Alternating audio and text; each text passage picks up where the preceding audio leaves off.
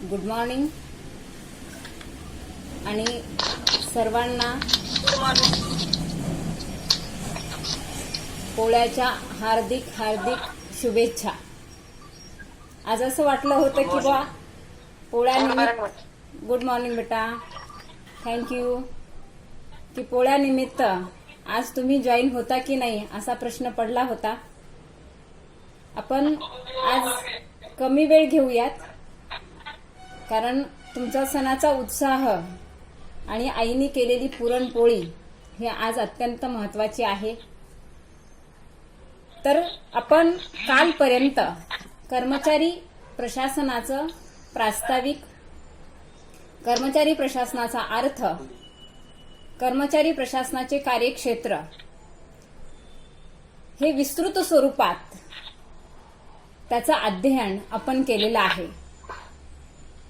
तर त्या दृष्टिकोनातून आज आपण पाहतो की बुवा स्वातंत्र्योत्तर कालखंडामध्ये शासन संस्थेने पोलीस राज्याची संकल्पना झुगारून लोक कल्याणकारी राज्य व लोकप्रवण राज्य प्रशासन या संकल्पना स्वीकारलेल्या आहेत.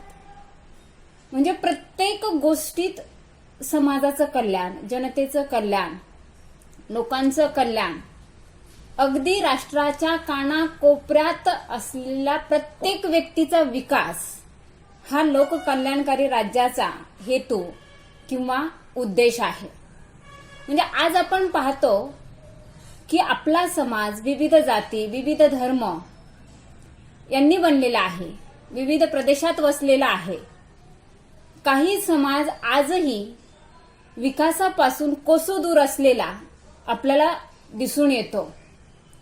मग मुठभर लोकांचा विकास म्हणजे राष्ट्राचा विकास नव्हे, तर समाजातील दुर्बल घटकांचा, जे मागास वर्ग आहेत यांच्यापासून या भूमीवर राहणाऱ्या प्रत्येक व्यक्तीचा विकास करणे हे लोककल्याणकारी राज्याचे उद्दिष्ट स्वातंत्र्योत्तर कालखंडामध्ये शासन संस्थेने ठरविलेले आहे.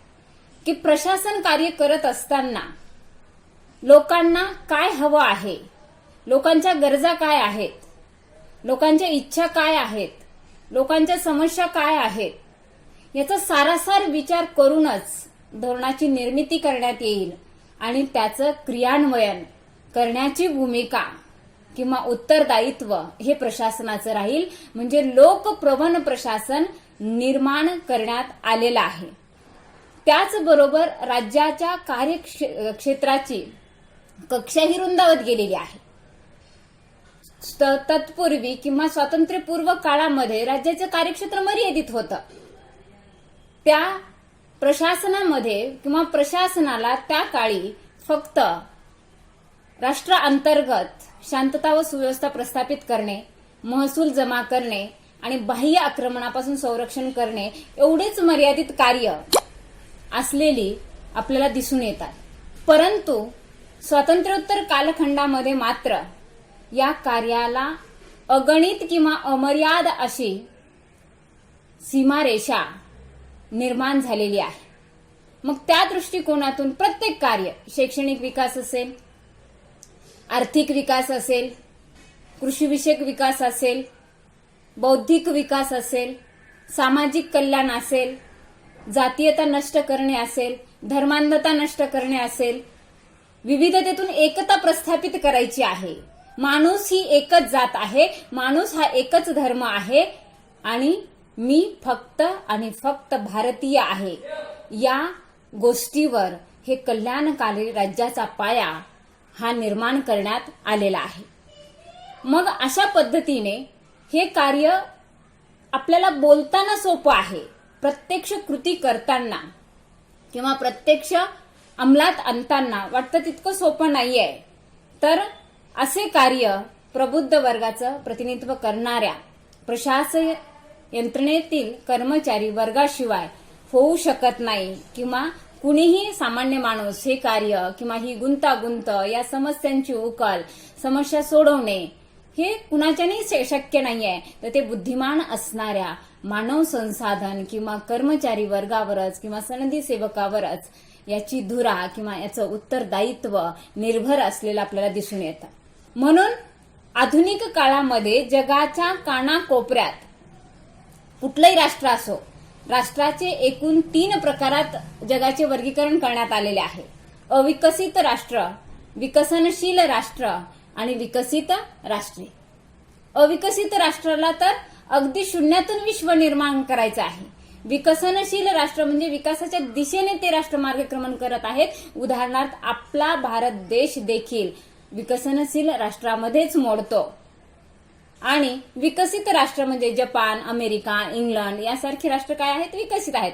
विकसित आहेत याचा अर्थ प्रशासनाला कार्य करावे लागत नाहीये असं नाहीये, तर तिथे देखील अविरतपणे झालेल्या विकासाची वृद्धी करणे किंवा तो विकास टिकून ठेवणे, बदलत्या काळामध्ये त्यामध्ये परिवर्तन करण्याची धुरा त्या राष्ट्रात देखील प्रशासनालाच पार पाडावी लागते. म्हणून जगाच्या कानाकोपऱ्यात कुठलंही राष्ट्र असलं तरी त्या राष्ट्रामध्ये कर्मचारी प्रशासनाचं महत्व अनन्यसाधारण आहे असं आपण या ठिकाणी म्हणू शकतो.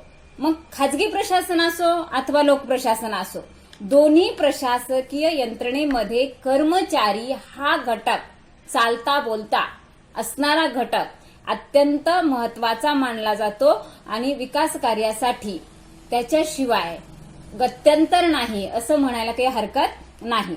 तर त्या दृष्टिकोनातून इथं 3 बाबी महत्वाच्या आहेत. प्रशासन चालवण्यासाठी 3 बाबी महत्वाच्या आहेत.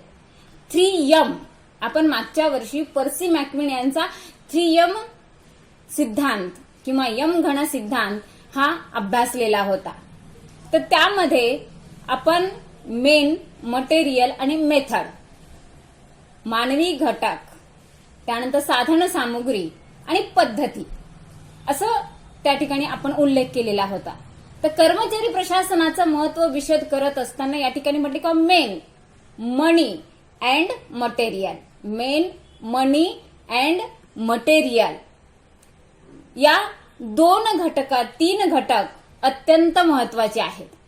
परंतु मनी आणि मटेरियलचं उपयोजन करण्यासाठी, त्या संसाधनाचा उपयोग करण्यासाठी बुद्धी, कौशल्य, चातुर्य, चाणाक्ष असणारा मानवी घटक किंवा मानव संसाधन हा अत्यंत महत्वाचा आहे. म्हणून कर्मचारी प्रशासनामध्ये असा मानव या ठिकाणी प्राप्त होणे अत्यंत महत्वाचे आहे आणि ही जबाबदारी कर्मचारी प्रशासनाची असलेली आपल्याला दिसून येते.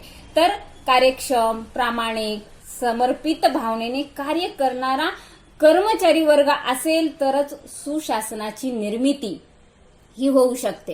की तो कार्यक्षम असला पाहिजे, उपक्रमशील असला पाहिजे, बदलत्या काळाला अनुसरून आपलं कार्य करण्याची क्षमता त्याच्या अंगी असणं अत्यंत महत्वाचं आहे. जसा काळ बदलतो, जसे नवीन नवीन विचार येतात, जसजसे नवीन नवीन वारे येतात, त्याप्रमाणे स्वतःच्या क्षमतांचा विकास करून प्रशासनामध्ये कार्यक्षमतेने आपली भूमिका वठवणारा कर्मचारी वर्ग हा महत्वाचा आहे. तो कसा असला पाहिजे? प्रामाणिक असला पाहिजे. आपल्या कार्याशी प्रामाणिक असणारा कर्मचारी वर्ग किंवा मानव संसाधन किंवा मानवी घटक प्रशासनाच्या दृष्टिकोनातून अत्यंत महत्वाचा आहे.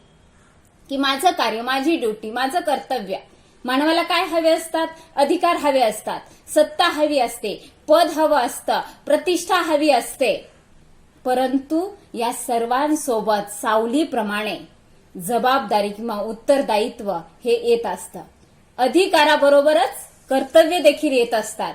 तर हे कर्तव्य निभावत असताना निष्ठापूर्वक कार्य करण्याची भावना, की हे माझं कार्य आहे आणि हे मी केलंच पाहिजे, मी कुणासाठी करत नाहीये, मला संधी, मला अपॉर्च्युनिटी प्राप्त झालेली आहे राष्ट्राची सेवा करण्याची किंवा समाजाची सेवा करण्याची संधी या प्रशासनातील पदामुळे प्राप्त झाली आहे, अधिकारामुळे प्राप्त झाली आहे, तर मी निष्ठेने आणि प्रामाणिकपणे कार्य करणं हे माझं कर्तव्य आहे. असा मानवी घटक, असा मानव संसाधन, असा कर्मचारी वर्ग अत्यंत महत्वाचा आहे. त्यानंतर समर्पित भावनेने, म्हणजे मोबदला मिळतो म्हणून काम करणं आणि राष्ट्राची सेवा करण्याची संधी मिळाली आहे म्हणून वेळेचा सदुपयोग करून आपल्या बुद्धिमत्तेचा, आपल्या कलेचा, आपल्या कौशल्याचा उपयोग समाजाच्या कल्याणासाठी करण्याची वृत्ती म्हणजे समर्पित भावना होय. की निष्ठा, की नाही हे माझं कर्तव्य, मी केलंच पाहिजे. मला ईश्वराने हे एक्स्ट्रा गुण माझ्यामध्ये दिलेले आहेत, त्या एक्स्ट्रा गुणाचा उपयोग करून मी आज हे पद प्राप्त केलेलं आहे मेहनतीने. परंतु हे जे पद मला प्राप्त झालेले आहे, की माझं मूळ स्वप्न होतं की मला क्लास 1 व्हायचंय, क्लास 2 व्हायचंय, क्लास 3 व्हायचंय अथवा क्लास 4 व्हायचंय, जे काही असेल ते प्रशासनातील पद, तर ते स्वप्न आपलं आपल्या मेहनतीवर, आपल्या बुद्धिमत्तेवर साकार झालेलं आहे. परंतु साकार झाल्यानंतर दुसरा दृष्टिकोन, वैयक्तिक स्वप्न साकार झालं, परंतु हे स्वप्न साकार झाल्यानंतर ज्यावेळेस मानवी घटक किंवा हा अधिकारी, हा कर्मचारी ते पद ग्रहण करतो, त्यावेळेस त्याला त्या पदावर पद ग्रहण केल्यानंतर विचार करावा लागतो की ही जी खुर्ची आहे, ही जी सत्ता आहे, ही जे अधिकार मला प्राप्त झालेले आहेत, हा जो दर्जा मला मिळालेला आहे, जरी माझ्या बुद्धिमत्तेमुळे मिळाला असला तरी सामान्य जनतेच्या गरजेतून हे पद निर्माण झालेलं आहे. तर त्या दृष्टिकोनातून आज ही सत्ता किंवा ही खुर्ची माझी नसून जनतेची आहे आणि त्या जनतेने त्यांचे प्रश्न, त्यांचे कल्याण करण्यासाठी मला ती खुर्ची प्राप्त करून दिलेली आहे. या भावनेतून समर्पित भावना की आजपासून किंवा हे पद ग्रहण केल्यापासून मी माझा राहिलेलो नाहीये, तर मी समाजाचा बनलेलो आहे आणि समाजात राहणारा प्रत्येक घटक, जात पात, वंश, धर्म कसल्याही प्रकारचा भेदभाव न करता समोर येणारा व्यक्ती हा माझ्यासाठी दैवत आहे, ही भावना त्याच्या अंगी असणं आणि त्याचे प्रश्न सोडवणं हे माझं कर्तव्य आहे, अशी समर्पित भावना त्याच्या अंगी निर्माण होणं गरजेचं आहे. तर हे जे गुण आहेत, तर हे गुण रुजविण्याचं कार्य कर्मचारी प्रशासनाला या मानव संसाधन किंवा सनदी सेवकामध्ये करावं लागतं. तर ह्या गुणांनी युक्त जर कर्मचारी प्रशासनाला लाभला तर अर्थातच गुड गव्हर्नन्स ही 1990च्या दशकात जी संकल्पना आलेली आहे, गुड हा जो शब्द आहे तो गॉड या शब्दापासून बनलेला आहे. गॉड म्हणजे काय? ईश्वर किंवा देवासमान शासन असं म्हटलं तरी काही हरकत नाही. की जिथं प्रत्येक गोष्ट ही स्वच्छ, सुंदर, प्रामाणिकपणे आणि उत्कृष्ट रीतीने पार पाडली जाते, आदर्श राज्य निर्माण होतं, त्याला सुशासन असं म्हटलं जातं. तर अशी सुशासनाची संकल्पना 1990च्या दशकामध्ये निर्माण झालेली आहे. तर ती प्रत्यक्षात आणण्याच्या दृष्टिकोनातून हा बुद्धिमान असणारा, प्रामाणिक असणारा, कार्यक्षम असणारा, समर्पित भावनेने कार्य करणारा कर्मचारी वर्ग अत्यंत महत्वाचा आहे. म्हणून राष्ट्र कोणतेही असो, प्रत्येक राष्ट्रामध्ये प्रशासन व्यवस्था महत्वाची आहे आणि प्रशासन व्यवस्थेमधील कर्मचारी वर्ग महत्वाचा आहे. अर्थातच लोकप्रशासनामध्ये आपण विविध घटकांचा किंवा विविध विषयांचा किंवा विविध वेगवेगळ्या भिन्न पेपरचा अभ्यास करतो.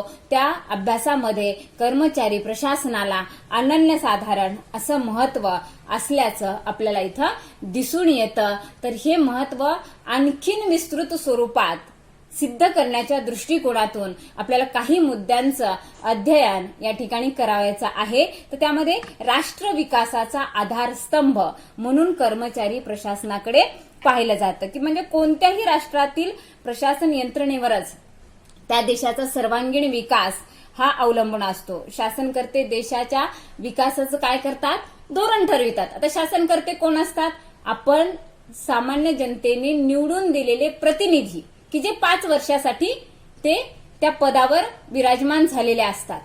मग हे काय करतात किंवा निवडणुकीपूर्वी समाजाला, जनतेला दिलेल्या आश्वासनांची पूर्तता करणे असो किंवा आपल्या जनतेच्या समस्या सोडविण्यासाठी हे पद आपल्याला प्राप्त झालेलं आहे, तर त्या समस्या सोडविण्यासाठी वेगवेगळी धोरणं ठरवित असतात. मग हे धोरण ठरविण्याचं कार्य राजकीय व्यवस्था करते किंवा शासन यंत्रणा करते. परंतु धोरण ठरवित असताना देखील अर्थातच त्यांना प्रबुद्ध वर्गाचं प्रतिनिधित्व करणाऱ्या प्रशासकीय यंत्रणेचा सल्ला किंवा मार्गदर्शन हे घ्यावंच लागतं. असं असलं तरी दुसरा जो रोल आहे की एकदा का धोरण निश्चित झालं, त्याला संसदेची मान्यता प्राप्त झाली किंवा मंजुरी मिळाली की त्यानंतर त्याचं प्रत्यक्ष क्रियान्वयन किंवा त्याची प्रत्यक्ष अंमलबजावणी करण्याची भूमिका जी आहे ती भूमिका या बुद्धिमान असणाऱ्या कर्मचारी यंत्रणेला पार पाडावी लागते किंवा कर्मचारी यंत्रणेवरच किंवा मानव संसाधनावरच या धोरणाची अंमलबजावणी करण्याची धुरा किंवा उत्तरदायित्व असतं किंवा राष्ट्राचा विकास देखील यांच्यावरच अवलंबून असतो. म्हणून अर्थातच कुशल मनुष्यबळ हे राष्ट्र विकासाचा आधारस्तंभ मानले जाते आणि हे कुशल मनुष्यबळ निर्माण करण्याची जबाबदारी ही कर्मचारी प्रशासनाची असल्यामुळे अर्थातच कर्मचारी प्रशासनाला अनन्यसाधारण असं महत्व आहे. एखाद्या राष्ट्राचा आपण म्हणतो की ते राष्ट्र प्रगत झालं, ते राष्ट्र विकसित झालं, तर अर्थातच आपण समजून घ्यायचं की त्या राष्ट्राची प्रशासकीय यंत्रणा किंवा कर्मचारी यंत्रणा अतिशय बुद्धिमान आहे, अतिशय कुशल आहे, अतिशय प्रामाणिक आहे, निष्ठावान आहे. म्हणूनच आज ते राष्ट्र प्रगती पथावर गेलेलं आहे. म्हणजे राष्ट्र विकासाचा मूळ जर कशात असेल तर ते कर्मचारी प्रशासनात दडलेलं आपल्याला दिसून येतं. त्यानंतर आहे शासकीय योजना व कायद्याची अंमलबजावणी करण्याचे कार्य देखील कर्मचारी प्रशासन करत असते. की आता लोककल्याणाचा उद्देश ठेवला, आता लोककल्याण किंवा जनकल्याण हा मूळ प्रशासनाचा हेतू आहे. हे आपण मागच्या वर्षी लोकप्रशासनाची तत्वे अभ्यासत असताना अतिशय विस्तृत स्वरूपात असं अभ्यासलेलं होतं. मग अशा वेळेस हा उद्देश डोळ्यासमोर ठेवून जनतेच्या गरजा, जनतेचे प्रश्न, जनतेला काय हवं आहे, त्यांना सध्या जीवन जगत असताना कोणत्या अडचणी आहेत, ह्या डोळ्यासमोर ठेवून या ठिकाणी कायदे मंडळ व कार्यकारी मंडळ हे धोरण तयार करत असतात आणि त्या कायद्यांना मंजूर करत असतात. परंतु मंजूर केल्यानंतर प्रत्यक्षात त्याची अंमलबजावणी किंवा त्या विविध योजना आहेत, ते धोरणं आहेत किंवा त्या समस्या तिथपर्यंत जाऊन त्याची उकल करण्याची जबाबदारी आहे. ही जबाबदारी या ठिकाणी कुशल कर्मचारी वर्गच त्यासाठी आवश्यक असतो. तर आधुनिक लोककल्याणकारी राज्यात शासनाच्या कार्यात खूप मोठ्या प्रमाणात किंवा प्रचंड प्रमाणात वाढ झालेली आहे. आज आपण पाहतो की बाबा प्रत्येक गोष्टीसाठी समाज, जनता ही प्रशासनावर अवलंबून असलेली आपल्याला दिसून येते. की काही झालं की शासनाने त्या इच्छा आकांक्षा आपल्या पुरवल्या पाहिजेत. आता आपण पाहतो अतिवृष्टी झाली त्याची नुकसान भरपाई दिली पाहिजे किंवा अवर्षण झालं तरी नुकसान भरपाई दिली पाहिजे किंवा म्हणजे ज्या काही समस्या आहेत की जसं पाल्य किंवा या ठिकाणी मुलं प्रत्येक समस्येचं सोल्युशन त्यांच्या आई वडिलात पाहतात किंवा आई वडीलच आपली समस्या सोडवू शकतात, आपल्या इच्छा आकांक्षांची पूर्तता करू शकतात. त्याच पद्धतीने आपण मागच्या वर्षी लोकप्रशासनाचं स्वरूप अभ्यासत असताना प्रशासनाला मायबाप सरकारची उपमा दिलेली आहे. तर अर्थातच या पालकत्वाच्या भूमिकेतून समाज हा प्रशासनाकडे पाहत असतो आणि शासनाने आखलेले धोरण कितीही आदर्श असले तरी त्याचं प्रत्यक्ष क्रियान्वयन करणारा प्रशासक किंवा कर्मचारी वर्ग किंवा मानव संसाधन हाच महत्वाचा आहे. तर असं म्हटलं जातं की कागदोपत्री नियोजन आराखडा शासन संस्थेने उत्कृष्ट रीतीने तयार केलेला आहे, परंतु तो उत्कृष्ट आहे, अतिशय चांगला आहे. हे सिद्ध कधी होईल? जेव्हा त्याचं क्रियान्वयन, त्याचं उपयोजन, त्याची अंमलबजावणी हा कर्मचारी वर्ग कुशलतेने करेल आणि जनता समाधानी होईल, तेव्हाच त्या ठिकाणी ते धोरण उत्कृष्ट होतं, हे सिद्ध होऊ शकतं. म्हणून या ठिकाणी कर्मचारी वर्ग किंवा कर्मचारी प्रशासन यावरच राष्ट्राच्या धोरणाचं, राजकीय व्यवस्थेच्या धोरणाचं यश अपयश हे अवलंबून असतं असं म्हणायला काही हरकत नाही. म्हणून कर्मचारी प्रशासनाला अनन्यसाधारण असं महत्व असल्याचं आपल्याला दिसून येतं. त्यानंतर तिसरा जो मुद्दा आहे की कार्यक्षमतेत जास्तीत जास्त वाढ झाली पाहिजे. आता एक लक्षात घ्या की प्रशासन अविरतपणे सातत्याने कार्यरत असणं हे अपेक्षित आहे. का अपेक्षित आहे? कारण आपण पाहतो की शासन संस्था दर 5 वर्षांनी बदलते, परंतु प्रशासन व्यवस्था मात्र कायमस्वरूपी स्थिर स्वरूपाची आहे. हे आपण मागच्या वर्षी त्याचं अध्ययन केलेलं आहे. मग अशा वेळेस सरकार कुठल्या पक्षाचं होतं आणि कुठल्या पक्षाचं आलंय याच्याशी काही घेणं देणं नाही. तटस्थता हा सनदी सेवेचा अत्यंत महत्वपूर्ण असणारं वैशिष्ट्य आहे.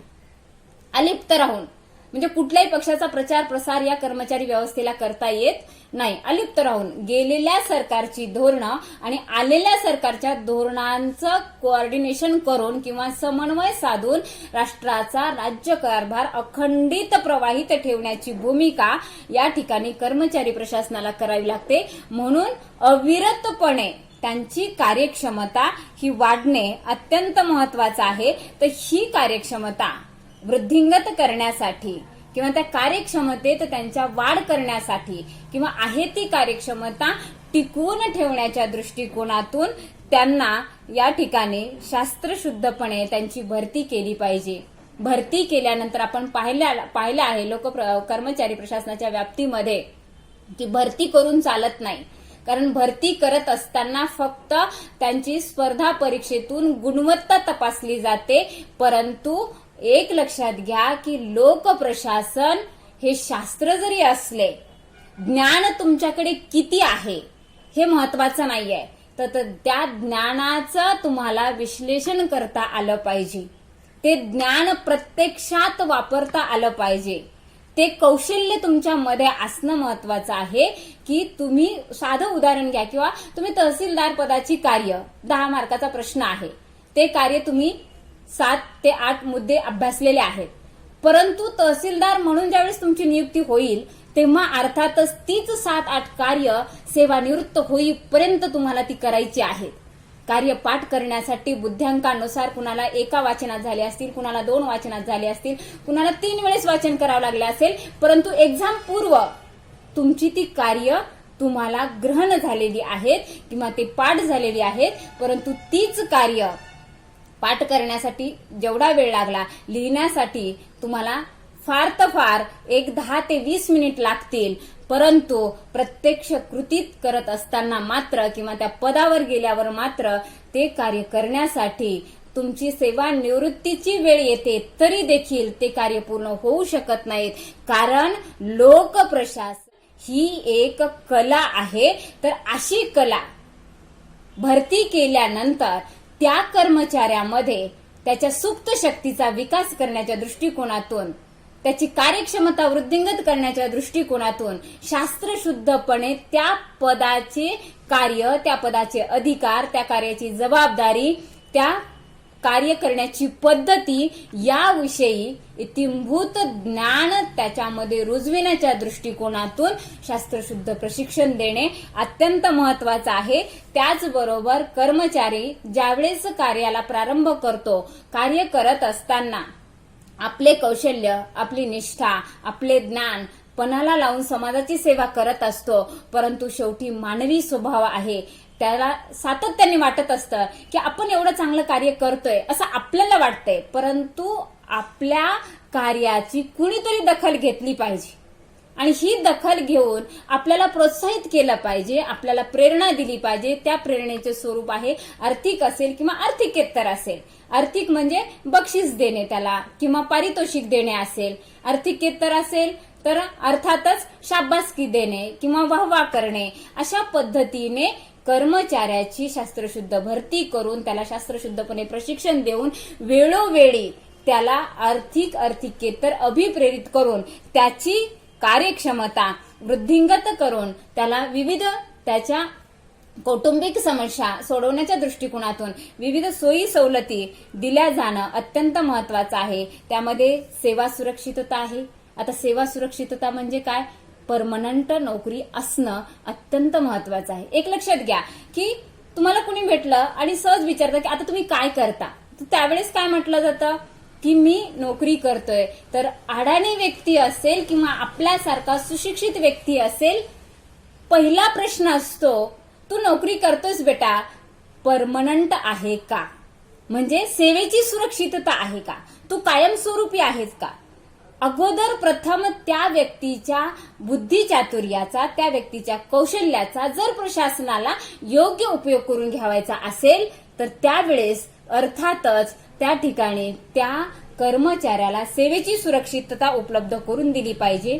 त्याचबरोबर माणूस जन्म आहे, कधी तो आजारी पडू शकतो, कुठला अपघात होऊ शकतो, त्याच्या कुटुंबातील आई वडील असतील, पत्नी असेल, ती आजारी पडू शकतात. अशा वेळेस वैद्यकीय सुविधा उपलब्ध करून दिल्या पाहिजेत.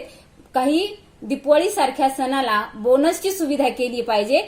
अशा वेगवेगळ्या गोष्टीतून त्याला जर या ठिकाणी शासनाने प्रोत्साहित केले, अभिप्रेरित केले तर त्याची कार्यक्षमता 10 पटीने वाढू शकते आणि या वाढत्या कार्यक्षमतेचा फायदा राष्ट्राच्या विकासासाठी किंवा समाजाच्या कल्याणासाठी किंवा बदलत्या काळानुसार या स्पर्धेच्या युगात टिकण्यासाठी अत्यंत कार्यक्षमता महत्वाची आहे. तर अशा पद्धतीने विविध योजना राबवून कर्मचाऱ्याला योग्य रीतीने कार्यक्षम बनविण्याची धुरा किंवा जबाबदारी देखील कर्मचारी प्रशासनाला पार पाडावी लागते. म्हणून कर्मचारी प्रशासनाचं अनन्यसाधारण असं महत्व असलेलं आपल्याला या ठिकाणी दिसून येतं. त्यानंतर मनोबल वृद्धिंगत करणे. आता मनोबल हा शब्द वारंवार येतोय आणि एक लक्षात घ्या, कर्मचारी प्रशासनामध्ये मनोबल हा शब्द प्रत्येक प्रकरणामध्ये तुम्हाला ऐकायला भेटेल. आता मनोबल म्हणजे कोण सांगतंय? त्या दिवशी मी उल्लेख केला होता. मनोबल, सुरेखा, मनोबल, आत्मविश्वास. करेक्ट. आत्मविश्वास हा महत्वाचा असते. मानवाची शारीरिक क्षमता किती उत्कृष्ट आहे हे महत्वाचं नाहीये, त्याची मानसिक क्षमता किती कणखर आहे, किती प्रबळ आहे हे महत्वाचं आहे. आणि एक लक्षात घ्या, कर्मचारी प्रशासनामध्ये किंवा प्रशासकीय यंत्रणेतील प्रत्येक मानवी घटकाची आत्मबल हे उत्कृष्ट असणं अत्यंत महत्वाचं आहे. का महत्वाचं आहे? कारण आपण पाहिलेलं आहे की मुळात प्रशासनाला एक संकट सोडवता सोडवता अनेक संकटाचा सामना करावा लागतो आणि प्रत्येक समस्येचं सोल्युशन करावं लागतं. अशा वेळेस कुठल्याही प्रकारचं संकट आलं तरी न डगमगता प्रत्येक समस्येला, प्रत्येक संकटाला सामोरे जाण्याची क्षमता त्या क्षेत्रात कार्य करणाऱ्या किंवा संघटनेत कार्य करणाऱ्या प्रत्येक, मग तो व्यक्ती क्लास 1 असेल, क्लास 2 असेल, क्लास 3 असेल अथवा क्लास 4 असेल, प्रत्येकाचंच मनोबल विकसित होणं अत्यंत महत्वाचं आहे. तर त्या दृष्टिकोनातून मनोबल वृद्धिंगत करण्याची या ठिकाणी, कारण मुळात कसं आहे, मनोबल ही अमूर्त संकल्पना आहे. मनोबल दिसतं का? मी धीट आहे, दिसतंय का? नाही दिसत. त्या कृतीतून सिद्ध होत असतं, मानवाच्या कृतीतून सिद्ध होत असतं की कुठलाही प्रसंग आला तरी तो जो माणूस स्थित प्रज्ञ राहतो, कसल्याही प्रकारचा त्याच्यावर भाव नसतो की संकट आलं तरी समर्थ आणि यशस्वी झालं तरी फारसं काही त्याच्यावर परिणाम होत नाही. आत्मबल विकसित होणं महत्वाचं आहे आणि प्रत्येक व्यक्तीचं जन्मजात असतंच असं नाही. आणि मला असं वाटतं की भारतीय समाजामध्ये तर याची कमतरता फार मोठ्या प्रमाणात असलेली दिसून येते. तर एक लक्षात घ्या की तुम्हाला मी त्या दिवशी उदाहरण दिलेलं होतं की आपण प्रत्येक कृती करू शकतो, प्रत्येक कार्य करू शकतो, उत्कृष्ट रीतीने करू शकतो, परंतु आपल्या मध्ये काय डोकावतं, शेवटी कार्य करत असताना हे करतोय पण काय होतं की ज्या शब्दाला काना मात्रा उकार नाही त्या शब्दाभोवती माणूस आयुष्यभर फिरत राहतो. म्हणून पण हा शब्द आपल्या आयुष्यातून जेव्हा व्यक्ती काढून टाकतो त्यावेळेस त्याच्यात आत्मविश्वास किंवा आत्मनिर्भरता किंवा मनोबल वृद्धिंगत होतं असं म्हटलं जातं. पण जरी प्रत्येक व्यक्तीत नसलं तर ते रुजवण्याचं कार्य करावंच लागतं. तर त्या दृष्टिकोनातून या ठिकाणी प्रत्येक कर्मचाऱ्याच्या मानसिकतेचा त्याच्या कार्यक्षमतेवर अनुकूल प्रतिकूल परिणाम हा पडत असतो. जो व्यक्ती कणखर आहे त्याच्या हातून कार्य, ज्ञान कमी असलं तरी चालेल, परंतु त्याच्या हातून होणारं जे कार्य आहे ते कार्य कसं होतं, उत्कृष्ट रीतीने तो पार पाडतो. विचार करत नाही की आपण कार्य करायलो ना, करून घ्या, जे होईल ते होईल, ते पाहून घेऊ असं म्हणून जो पुढे पाऊल टाकतो तो यशस्वी होतो. म्हणजेच त्याच्यामध्ये सकारात्मक भावना असते. आणि ज्यावेळेस व्यक्ती सकारात्मक भावना अंगीकृत करतो त्यावेळेस अर्थातच त्याचा आत्मविश्वास हा प्रगाढ असतो असं म्हणायला काही हरकत नाही. आणि हा आत्मविश्वास प्रशासनात कार्य करणाऱ्या या प्रत्येक सनदी सेवकामध्ये असणं अत्यंत महत्वाचं आहे. कारण मनोबल उंच असेल तरच त्याचा प्रभाव प्रशासनावर असेल, समाजावर असेल, हा पडू शकतो. तर त्या दृष्टिकोनातून उत्कृष्ट कार्य करत असताना कर्मचाऱ्याचं मनोबल वाढवायचं. मग त्याच्या काही मार्ग आहेत. आता साधं उदाहरण घ्या. तुम्ही एखादी कृती केलेली आहे किंवा तुमचा रिझल्ट आला आणि तुम्ही रिझल्ट आल्यानंतर तुम्हाला काय अपेक्षित असं की तुमचा उत्कृष्ट रिझल्ट आलेला आहे. मग तुम्ही अगोदर तुमची ओढ असते की आपण आपल्या शिक्षकांना, त्या विषय शिक्षकांना मार्क्स दाखवले पाहिजेत. अपेक्षित असतं की आपल्या गुरुने आपल्या पाठीवर शाबासकीची थाप दिली पाहिजे. आणि तुम्ही आले आणि मॅडम मला या विषयात किंवा आपल्या लोकप्रशासनाची तत्वे किंवा प्रशासकीय संघटनेची तत्वे या पेपरमध्ये 40 पैकी 35-37 मार्क्स पडले. वा, अतिशय उत्कृष्ट मार्क्स पडले बेटा. अशीच प्रगती कर, असेच प्रयत्न कर. जर तू अशीच मेहनत ठेवली तर जीवनात तू उत्कृष्ट दर्जाने यशस्वी होशील किंवा तुझं स्वप्न साकार होण्यास मदत होऊ शकेल. ही पॉझिटिव्हिटी संघटनेच्या वरिष्ठ व्यक्तीने आपल्या कनिष्ठांमध्ये रुजवण्याचं कार्य या ठिकाणी करावं लागतं. तरच त्याचं मनोबल वाढतं. आणि जर समजा त्या व्यक्तीला जर या ठिकाणी सांगितलं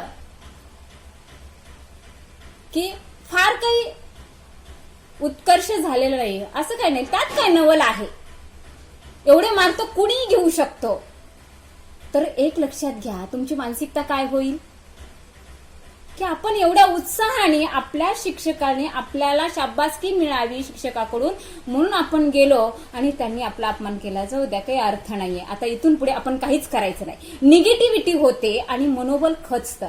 खच्चीकरण कुणाचंही करता कामा नाही. कारण प्रत्येक व्यक्ती हा भिन्न प्रवृत्तीचा आहे. प्रत्येक व्यक्तीमध्ये विविध स्वरूपाचे गुण आहेत. त्या प्रत्येक गुणाचा शोध घेऊन कर्मचारी प्रशासनाने त्या गुणाला विकसित करण्याच्या दृष्टिकोनातून प्रत्येक कर्मचाऱ्याला वेळोवेळी प्रोत्साहन देणे, बक्षीस देणे, प्रशस्तीपत्र देऊन गौरव करणे अत्यंत महत्वाचं असतं. आणि असे बक्षीस किंवा पारितोषिक किंवा प्रशस्तीपत्र किंवा शाबासकी, शाब्दिक त्यांची वाहवा असेल जर केली गेली तर त्यांचं मनोबल हे नसलेलं त्यांच्यामध्ये रुजतं, वाढतं. आपण थोडा प्रयत्न केला तर आपल्याला एवढे पारितोषिक भेटले, शाबासकी भेटली.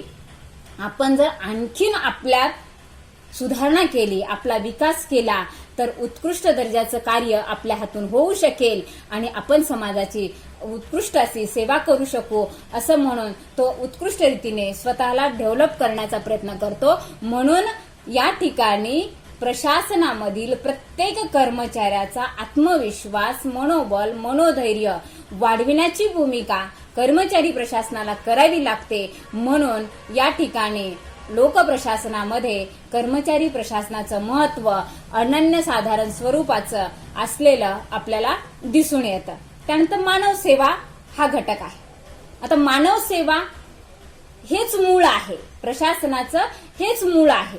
मुळातच प्रशासन निर्माण झालं त्यावेळेस प्रशासनाचा अर्थ ज्यावेळेस आपण पाहत होतो त्यावेळेस मानवाची सेवा करणे, समाजाचे प्रश्न सोडवणे, समाजाच्या इच्छा आकांक्षांची पूर्तता करणे. समाज कुणापासून बनलेला आहे? मानवी घटकापासून बनलेला आहे. मग अशा मानवाची बहुविध प्रकारची सेवा करण्याची धुरा, करण्याचं उत्तरदायित्व, करण्याची जबाबदारी ही कुणावर आहे? कर्मचारी प्रशासनावर आहे. तर त्या दृष्टिकोनातून आज आपण पाहतो की स्वातंत्र्योत्तर कालखंडामध्ये जर आपण ऐतिहासिक आढावा घेतला तर एक समस्या होती का? ब्रिटिश भारतातून निघून गेले, भारत स्वतंत्र झालेला आहे. स्वतंत्र झाला आणि भारताची जी त्या काळची परिस्थिती होती 1947ची, अतिशय शून्य, म्हणजे कुठलाच विकास नाही. अनेक समस्यांनी ग्रासलेला भारत होता. अज्ञान होतं, अंधकार होता, अंधश्रद्धा होती, जातीयता पराकोटीची माजलेली होती, अस्पृश्यता होती, धर्मांधता होती, लोकसंख्या वाढत होती, अनेक गोष्टी आहेत. त्या समस्या अगणित होत्या आणि या समस्यांचं निराकरण केल्याशिवाय राष्ट्राची प्रगती करणं अशक्य होतं. अनिष्ट चालीरीती होत्या. आपण पाहतो सती प्रथा ठीक आहे की स्वातंत्र्यपूर्व काळातच नष्ट झालेली आहे, परंतु बालविवाह असतील, हुंडा पद्धती असेल, हुंडा पद्धती आजही कमी नाहीये. स्टेजवर बोलणं वेगळं आणि प्रत्यक्षात आणखीनही कमतरता नाहीये हुंड्याच्या बाबतीत. काही प्रादेशिक विभागाचं जर आपण अध्ययन केलं, पश्चिम महाराष्ट्र असेल, विदर्भ असेल, इकडे हुंड्याचं प्रमाण कमी आहे, परंतु आपल्या मराठवाड्यामध्ये मात्र त्याची खूप मोठी स्पर्धा आहे. प्रत्येक व्यक्तीचं पद असेल, त्याची जमीन जुमला असेल, त्याच्यावरून त्या कॅटेगरीनुसार हुंड्याचं प्रमाण दिसतं आपल्याला. आपण प्रत्यक्ष पाहतो किंवा अनुभवतो. परंतु बहुतांश गोष्टी आहेत त्या अनिष्ट होत्या, केशवपणा असेल, अशा गोष्टी नष्ट झालेल्या आहेत. आता ते समाज सुधारकांनी कार्य केले, परंतु समाज सुधारकांनी हे कार्य केले असले तरी त्याला कायद्याचं अधिष्ठान देण्याचं कार्य स्वातंत्र्योत्तर कालखंडामध्ये करण्यात आलेलं आहे. आणि मग त्या दृष्टिकोनातून अर्थातच कायद्याच्या भीतीने का होईना, म्हणजे कायदा राबवण्याचं कार्य कोण करते शेवटी? मग प्रशासन यंत्रणा. प्रशासन यंत्रणा म्हणजे प्रशासन यंत्रणेतील मानव संसाधन. मानव संसाधन कशाचा घटक आहे? कर्मचारी प्रशासनाचा घटक आहे. तर अशा पद्धतीने नीती मूल्यांचं शिक्षण देणे असेल, रोग्यांची शुश्रूषा करणे असेल, त्याच नंतर पुनर्वसन असेल. आज आपण पाहतो किंवा रोग्यांची शुश्रूषा हा अत्यंत महत्वाचा असणारा घटक आज आपण अनुभवतोय. नर्सेस असतील, डॉक्टर्स असतील, आरोग्य सेवेतील कर्मचारी असतील, काही शिक्षकांनी देखील त्या ठिकाणी कार्य केलेलं आहे. पोलीस यंत्रणा असेल, कोरोनाग्रस्त लोकांची सेवा शुश्रूषा करताना आपल्याला दिसत आहेत. हे सगळे कर्मचारी प्रशासनातील वेगवेगळ्या डिपार्टमेंटमधील कर्मचारी आहेत. स्वतःचा जीव धोक्यात ठेवून हे कार्य चाललेलं आहे. आपण घरात बसतो, परंतु त्यांना घरात बसता येत नाही. तर एक लक्षात घ्या, आपण बाहेर जायला घाबरतो. आता माझी विद्यार्थी पोलीस आहे, त्यांनी एक मेसेज टाकला होता किंवा समाज किंवा सामान्य लोक कोरोना काळामध्ये घरातून बाहेर जायला घाबरतात, पण आम्ही पोलीस लोक असो किंवा वैद्यकीय क्षेत्रातील डॉक्टर्स असतील, नर्सेस असतील, आम्ही आमच्या घरात जायला घाबरत आहोत. म्हणजे किती विदारक चित्र आहे. त्यांना अगदी मृत्यूशी झुंज द्यावी लागते आणि ही सेवा फक्त आणि फक्त कर्मचारी प्रशासनात कार्य करणारा कुशल, चाणाक्ष, प्रामाणिक, निष्ठावान कर्मचारीच करू शकतो. आणि हे गुण रुजविण्याचं कार्य कर्मचारी प्रशासनाला करावं लागलेलं आहे आणि त्या दृष्टिकोनातून त्यांना प्रशिक्षण देखील द्यावं लागलेलं आहे. अशा पद्धतीने या कर्मचाऱ्यांना योग्य ते मार्गदर्शन देण्याचं कार्य आपण पोस्ट कॉर्प या सिद्धांतामध्ये डायरेक्शन हा एक घटक अध्ययन केलं होतं किंवा या घटकाचं अध्ययन केलं होतं. आणि मार्गदर्शन वेळोवेळी अत्यंत महत्वाचं आहे. कोरोनाशी कसा लढा द्यायचा या दृष्टिकोनातून या कोरोना योद्ध्यांना ट्रेनिंग देण्याचं कार्य देखील कर्मचारी प्रशासनानं केलेलं आहे किंवा अविरतपणे आलेल्या संकटाचा सामना करण्याच्या दृष्टिकोनातून त्या परिस्थितीत कसं राहायचं, कसं कार्य करायचं आणि आलेल्या परिस्थितीला जिंकून कसं दाखवायचं या दृष्टिकोनातून वेळोवेळी मार्गदर्शन करण्याचा रोल या ठिकाणी कर्मचारी प्रशासनाला करावा लागतो. सामाजिक बांधिलकीची जाणीव कर्मचाऱ्यांमध्ये, मानवी घटकामध्ये किंवा मानव संसाधनामध्ये रुजविण्याचं कार्य देखील करावं लागतं. कारण एक लक्षात घ्या, कर्मचारी प्रशासनात भरती झालेल्या प्रत्येक व्यक्तीमध्येच सामाजिक बांधिलकीची भावना पूर्ववत किंवा उपजत असेल असं नाहीये. तर मग त्या दृष्टिकोनातून मुळात सामाजिक दृष्टिकोन अगोदर रुजणं गरजेचं आहे. की तुम्हाला मी सुरुवातीलाच सांगितलेलं आहे की हे पद, हे अधिकार, ही सत्ता, किंवा मी क्लास 1 झालेला आहे, मी क्लास 2 झालेला आहे, मी लेक्चरर आहे किंवा मी शिक्षक आहे, कुठले डिपार्टमेंट असो, तर माझा रोल हा कशासाठी आहे? समाजाच्या सेवेसाठी आहे. आणि समाजाची सेवा करणे हेच माझं आद्य कर्तव्य आहे. आणि समाजात राहणारा प्रत्येक व्यक्तीसाठी मी आहे, माझ्यासाठी त्या व्यक्ती नाही आहे, तर मी त्या व्यक्तीसाठी आहे. ज्यांना गरज आहे त्यांच्यासाठी मी आहे.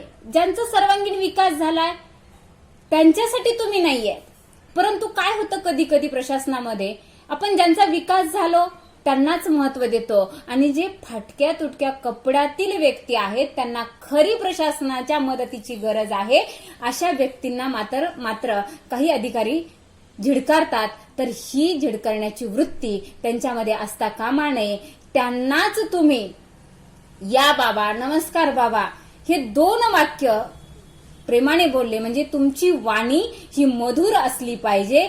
तर काय प्रश्न आहे, तुमची काय समस्या आहे असं तुम्ही जर त्यांना गोडीनं विचारलं तर तो व्यक्ती एवढा सद्गदित होईल की साहेब सहज मी तुमच्याकडे आलो होतो, तुम्हाला सहज भेटून जावं म्हटलं होतं, माझी काहीही समस्या नाहीये. म्हणजे तुमच्या वाणीत हे मार्दव असणं महत्वाचं आहे, वाणी मधुर असणं महत्वाचं आहे आणि समाजाप्रती तुमची भावना ही समर्पित असणं महत्वाचं आहे. तर हे गुण रुजविण्याचा रोल कर्मचारी प्रशासनाला करावा लागतो. म्हणून कर्मचारी प्रशासन लोकप्रशासनामध्ये, राष्ट्रविकासामध्ये, मानव सेवेमध्ये किंवा कायद्याचं क्रियान्वयन करण्यामध्ये अत्यंत महत्वाचं असलेलं आपल्याला आधुनिक काळात दिसून येतं. तर इथं आज आपण आपलं लेक्चर थांबूयात. राहिलेले मुद्दे आपण पुढच्या क्लासमध्ये पूर्ण करूयात. तर आज पोळ्याचा सण आहे. पोळ्याच्या सणाचा आनंद तुम्ही सर्वजण उत्साहाने घ्याल. या संकटामुळे त्या सणावर पण त्याचं सावट आलेलं आहे, तरी देखील प्राप्त परिस्थितीमध्ये आपण उत्कृष्ट रीतीने सर्वजण सण साजरा करा. एवढंच तुम्हाला मी बोलून मी आजचं माझं लेक्चरर इथं थांबवते. काही अडचण असेल तर 5 मिनिटात विचारू शकता.